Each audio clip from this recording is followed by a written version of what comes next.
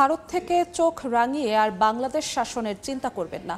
দেশের মানুষ প্রতিবাদের সাহস সঞ্চয় করেছে বলে মন্তব্য করেছেন বাংলাদেশ জামায়াতে ইসলামীর আমির ডাক্তার শফিকুর রহমান। সকালে খুলনার পাইকগাছায় গদাইপুর ফুটবল ময়দানে এক পথসভায় তিনি কথা বলেন। দিল্লিতে বসে স্বৈরাচারী শেখ হাসিনা ও তাদের দোসররা ষড়যন্ত্র করছে অভিযোগ করে আমির সবাইকে একসঙ্গে তা প্রতিহতের আহ্বান জানান। এ সময় তিনি বিডিআর হত্যা সহ সকল হত্যা ও গুমের বিচার দাবি জানান।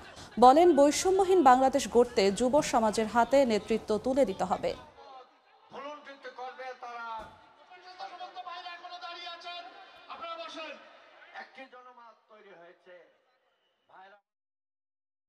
বাংলাদেশকে, বাংলাদেশের জনগণকে সম্মান দিতে শিখুন। ভারত থেকে চোখ রাঙাই আর বাংলাদেশ শাসনের চিন্তা করবেন না। বাংলাদেশের মানুষ এখন চোখে চোখ রেখে কথা বলার সাহস সঞ্চয় করেছে।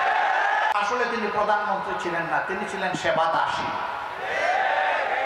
এই জন্য তিনি দাসত্বের শৃঙ্খলে বাংলাদেশের জনগণকে তিনি বন্দী করতে চেয়েছিলেন।